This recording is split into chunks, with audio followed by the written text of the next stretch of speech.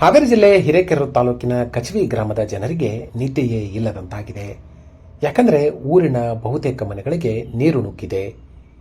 ಗ್ರಾಮದ ಬಳಿ ಇರುವ ಕೊಪ್ಪದ ಕೆರೆಗೆ ಕೋಡಿ ಬಿದ್ದು ಕೆರೆ ನೀರು ಊರಿಗೆ ನುಗ್ಗಿದೆ. ಗ್ರಾಮದಲ್ಲಿನ 100ಕ್ಕೂ ಅಧಿಕ ಮನೆಗಳಿಗೆ ನೀರು ನುಗ್ಗಿದ್ದು, ಮನೆಗಳಿಗೆ ನುಗ್ಗಿದ ನೀರು ಹೊರಹಾಕಲು ಜನರು ಹರಸಾಹಸ ಮಾಡುತ್ತಿದ್ದಾರೆ. ವೃದ್ಧರು ಮತ್ತು ಮಕ್ಕಳ ಪಾಡಂತೂ ಹೇಳತೀರದು. ಆದರೂ ಅದ್ಯಾಕೋ ಗೊತ್ತಿಲ್ಲ, ಅಧಿಕಾರಿಗಳಿಗೆ ಮಾತ್ರ ಇದು ಕಂಡಂತಿಲ್ಲ. ಹೌದು, ಹಾವೇರಿ ಜಿಲ್ಲೆ ಹಿರೇಕೆರೂರು ತಾಲೂಕಿನ ಕಚವಿ ಗ್ರಾಮದ ಜನರ ಪರಿಸ್ಥಿತಿ ಇದು. ಕಳೆದ ಒಂದು ವಾರದಿಂದ ನಿರಂತರ ಸುರಿದ ಮಳೆಗೆ ಗ್ರಾಮದ ಬಳಿ ಇರುವ ಕೊಪ್ಪದ ಕೆರೆ ಸಂಪೂರ್ಣವಾಗಿ ತುಂಬಿದೆ. ಕೆರೆ ತುಂಬಿ ಕೆರೆಗೆ ಕೋಡಿ ಬಿದ್ದಿದೆ. ಕೋಡಿ ಬಿದ್ದು ಹರಿಯುತ್ತಿರುವ ನೀರು ಗ್ರಾಮದ ಮನೆಗಳಿಗೆ ನುಗ್ಗಿದೆ. ಗ್ರಾಮದ ಪ್ರಮುಖ ರಸ್ತೆಯಲ್ಲಿರುವ ಮನೆಗಳಿಗೆ ನೀರು ನುಗ್ಗಿದೆ. ಜನರು ರಾತ್ರಿ ಇಡೀ ನೀರು ಹೊರಹಾಕುವ ಕೆಲಸ ಮಾಡುತ್ತಿದ್ದಾರೆ. ಮನೆಯ ಮುಂದೆ ತಾವೇ ಕಲ್ಲುಗಳನ್ನು ಇಟ್ಟು ಬದುವಿನಂತೆ ನಿರ್ಮಾಣ ಮಾಡಿ ಮನೆಗೆ ನೀರು ಬಾರದಂತೆ ಹರಸಾಹಸ ಮಾಡುತ್ತಿದ್ದಾರೆ. ಆದರೂ ಸಹ ರಭಸವಾಗಿ ಹರಿಯುತ್ತಿರುವ ನೀರು ಮನೆಯ ಒಳಗೆ ಬರುತ್ತಿದೆ. ಇದರಿಂದ ಗ್ರಾಮದ ಜನರು ಹೈರಾಣಾಗಿ ಹೋಗಿದ್ದಾರೆ. ಈವರೆಗೂ ಗ್ರಾಮದ ಜನರ ಪರಿಸ್ಥಿತಿ ಅವಲೋಕಿಸದ ಅಧಿಕಾರಿಗಳ ವಿರುದ್ಧ ಗ್ರಾಮದ ಜನರು ಆಕ್ರೋಶ ಹೊರಹಾಕಿದ್ದಾರೆ. ನಮ್ಮ ಹಿರೇಕೆರೆ ತಾಲೂಕು ಕಚವಿ ಗ್ರಾಮದಾಗ ನೀರಿನ ಪ್ರಮಾಣ ಜಾಸ್ತಿ ಆಗಿ ಮಳೆ ಒತ್ತಡ ಜಾಸ್ತಿ ಇದ್ರಿಂದ ಈಗೆಲ್ಲ ಕೆರೆ ಕಟ್ಟೆಗಳು ಎಲ್ಲ ತುಂಬಿಕೊಂಡು ನಮಗೆ ಊರೊಳಗಡೆ ನೀರು ನುಗ್ಗಿಬಿಟ್ಟಿದೆ. ನಮ್ಮ ಮನೆಯಲ್ಲಿ ಈಗ ಮಲ್ಗೋಕ್ಕೂ ಜಾಗ ಇಲ್ಲ, ಏನಿಲ್ಲ. ಮನೆ ಒಳಗಡೆ ಎಲ್ಲ ನೀರು, ಸುಮಾರು ಬೆಳೆ ಹಾನಿಗಳಾಗ್ಯಾವ. ಸೊಂಟಿ ಹೊಲಗಳೆಲ್ಲ ತೇಲ್ಕೊಂಡು ಹೋಗವೆ. ಗೊಂಜಾಳ ಎಲ್ಲ ಲಾಸ್ ಆಗೈತಿ. ಆಮೇಲೆ ಸುಮಾರು ಮನೆಗಳಂತರೂ ಮಲ್ಗೋಕ್ಕೆ ಜಾಗ ಇಲ್ಲ. ಎಲ್ಲರೂ ಸೇರ್ಕೊಂಡು ಈಗ ಎಲ್ಲೆಲ್ಲೋ ಅವ್ರವ್ರ ಬೀಗ್ರ ಮನೆ ಆ ಕಡೆ ಈ ಕಡೆ ಮನೆಯವ್ರು ಬಿಟ್ಟು ಹೋಗ್ತಾ ಇದ್ದಾರೆ. ಈ ಥರ ಆಗ್ಬಿಟ್ರೆ ಮೇಲೆ ಅಧಿಕಾರಿಗಳು ಯಾವುದೇ ಆದಂಥ ಸೌಲಭ್ಯ ಮಾಡಿಲ್ಲ ಕಚವಿ ಊರಿಗೆ. ಅದನ್ನು ಆದಷ್ಟು ಬೇಗ ಕ್ರಮಗೊಳಿಸಬೇಕಂತ ಹೇಳಿ ನಾನು ಹೇಳ್ತಾ ಇದ್ದೀನಿ. ಯಾಕಂದರೆ ಈಗ ಈ ಸುಮಾರು ಜನ ಮಕ್ಕಳವೆ ಎಲ್ಲವೇ ಊರೊಳಗಡೆ ಇಷ್ಟು ದೊಡ್ಡ ದೊಡ್ಡ ಕಾಲೆಗಳೆಲ್ಲ ತುಂಬ್ಕೊಂಡು ಹೋಗ್ತಾವೆ. ಏನಾದರೂ ಮಾಡಿ ಆಟ ಆಡ್ಲಿಕ್ಕಂತ ಬಂದ್ಬಿಟ್ಟು ಎಲ್ಲರೂ ಬಿದ್ದು ಏನಾದರೂ ಒಂದು ಏನೋ ಪ್ರಾಣ ಹೋಗೋಂಥ ಸಂದರ್ಭ ಬಂದರೆ ಯಾರು ಹೊಣೆ ಆಗಲ್ಲ. ಆ ಚಿಕ್ಕ ಮಕ್ಕಳಿಗೆ ಗೊತ್ತಾಗೋದಿಲ್ಲ ಅನ್ನೋ ಒಂದು ಉದ್ದೇಶ ಹೇಳ್ತಾ ಇದ್ದೀನಿ. ಆದ್ದರಿಂದ ಈ ಆದಷ್ಟು ಬೇಗ ಈ ಕಚವಿ ಗ್ರಾಮಕ್ಕೆ ಏನಾದರೂ ಒಂದು ಸೌಲಭ್ಯನ ಈ ನಮ್ಮ ಮೇಲಾಧಿಕಾರಿಗಳಾಗಲಿ, ಆಮೇಲೆ ನಮ್ಮ ತಾಲೂಕು ಅಧಿಕಾರಿಗಳಾಗಲಿ, ಜಿಲ್ಲಾಧಿಕಾರಿಗಳಾಗಲಿ, ಯಾರಾದರೂ ಆಗಲಿ ನಮಗೆ ಇದು ಆದಷ್ಟು ಬೇಗ ಇದಕ್ಕೊಂದು ಸಮಸ್ಯೆನ ಬಗೆಹರಿಸ್ಬೇಕಂತ ಹೇಳಿ ನಾನು ಭಾಳ ವಿನಂತಿ ಮಾಡ್ತಾ ಇದ್ದೀನಿ. ಮಕ್ಕಳಕ್ಕೆ ಜಾಗ ಇಲ್ಲ, ಏನಿಲ್ಲ. ನಾವು ಬಾಡಿಗೆ ರೂಮ್ನಲ್ಲಿ ಅದಕ್ಕಾಗಿ ನಮ್ಮ ಮನೆ ಇವಾಗ ಎಲ್ಲ ಮನೆ ತುಂಬ ಎಲ್ಲ ನೀರು ನಿಂತಿದೆ. ಅದಕ್ಕಾಗಿ ಏನಾರ ಪರಿಹಾರ ಕೊಡಿಸ್ರಿ. ಇದ್ದು ಚಿಕ್ಕ ಮಕ್ಕಳು ಅದಾವು ನಮ್ಮ ಮನೆಯಲ್ಲಿ. ಅವು ಏನಾರ ಅಕಸ್ಮಾತ್ ಆಟ ಆಡೋದ್ರೆ ಏನಾರ ಸಮಸ್ಯೆ ಆತಂದ್ರೆ ಯಾರು ಹೊಣೆ? ಈ ನಮಗೆ ಹೊಣೆ ಅಲ್ಲ, ನಾವೇ ಕಣ್ಣೀರು ಹಾಕೋದಲ್ಲ. ಅದ್ರ ಸಲುವಾಗಿ ನೀವು ಏನಾರ ಸ್ವಲ್ಪ ಪರಿಹಾರ ಮನೆಯನ್ನಾರ ಕಟ್ಟಿಸ್ಕೊಡ್ರಿ. ಇಲ್ಲಾಂದ್ರೆ ಪಕ್ಕ ಗಟಾರನ್ನ ಕ್ಲೀನಾರ ಮಾಡಿಕೊಡ್ರಿ ಸರ. ಅದ ಕೇಳೋದು. ನಾವು ಕೇರಿ ಕಟ್ಟೆ ನೀರು ಬಿಡ್ರಿ, ಇಲ್ಲಾಂದ್ರೆ ರೋಡ್ ತುಂಬ ಎಲ್ಲ ನೀರು ಇದೆ ಅಲ್ಲ. 5 ದಿವಸ ಆಯ್ತು ರೀ ಸರ. ಇದೇ ಪ್ರತಿ ಸರಿ ಹಿಂಗೆ ಸಲೇನು ಅದು ಹೈಸ್ಕೂಲ್ನಲ್ಲಿ ಇದ್ವಿ ನಾವು, ಕನ್ನಡ ಶಾಲೆಯಲ್ಲಿ. ಅಲ್ಲೇ ರೂಮ್ ಮಾಡ್ಕೊಂಡು ಅಲ್ಲೇ ಊಟ ಮಾಡ್ಕೊಂಡು ಅಲ್ಲೇ ತಿಂಡಿ ತಿನ್ಕೊಂಡು ಅಲ್ಲೇ ಮಲ್ಕೊಂತಿದ್ವಿ. ಈ ಸಲ ಅದೇ ನಿರಂತರವಾಗಿ ಸುರಿಯುತ್ತಿರುವ ಮಳೆಗೆ ಕೆರೆ ತುಂಬಿ ಕೋಡಿ ಬಿದ್ದು ಕಚವಿ ಗ್ರಾಮಕ್ಕೆ ನೀರು ನುಗ್ಗಿದೆ. ಮಳೆ ಹೆಚ್ಚಿನ ಪ್ರಮಾಣದಲ್ಲಿ ಸುರಿದಾಗೊಮ್ಮೆ ಕೆರೆ ಕೋಡಿ ಬಿದ್ದು ಕೆರೆಯ ನೀರು ಗ್ರಾಮಕ್ಕೆ ನುಗ್ಗುತ್ತದೆ. ಹಾಗಂತ ನೀರು ಹರಿದು ಹೋಗಲು ವ್ಯವಸ್ಥೆ ಮಾಡಿಲ್ಲ ಅಂತಲ್ಲ.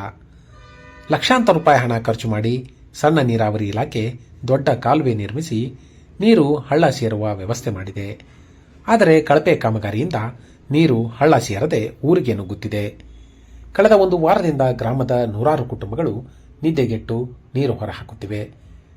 ನಿರಂತರ ನೀರಿನಿಂದ ಮನೆಗಳ ಗೋಡೆಗಳು ನೆನೆದು ಬೀಳುವ ಹಂತಕ್ಕೆ ತಲುಪಿವೆ. ಆದಷ್ಟು ಬೇಗ ಸಂಬಂಧಿಸಿದ ಇಲಾಖೆಯ ಅಧಿಕಾರಿಗಳು ಹಾಗೂ ಜನಪ್ರತಿನಿಧಿಗಳು ಗ್ರಾಮದ ಜನರ ಸಮಸ್ಯೆ ಪರಿಹರಿಸಬೇಕಿದೆ.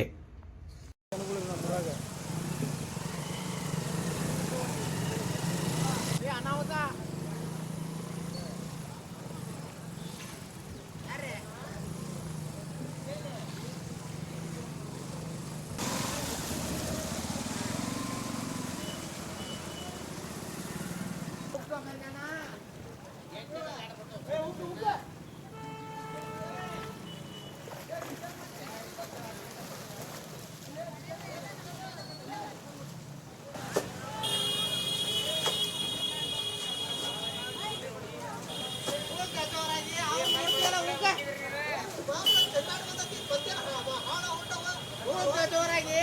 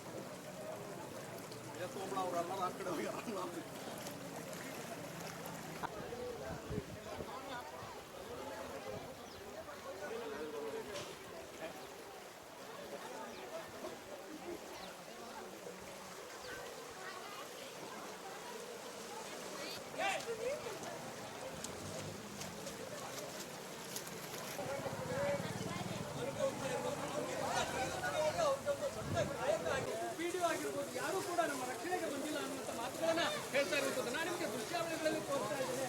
ಇಡೀ ಗ್ರಾಮಕ್ಕೆ ಗ್ರಾಮವೇ ಜಲಾವೃತವಾಗಿದೆ. ರಸ್ತೆ ಯಾವುದು ಏನು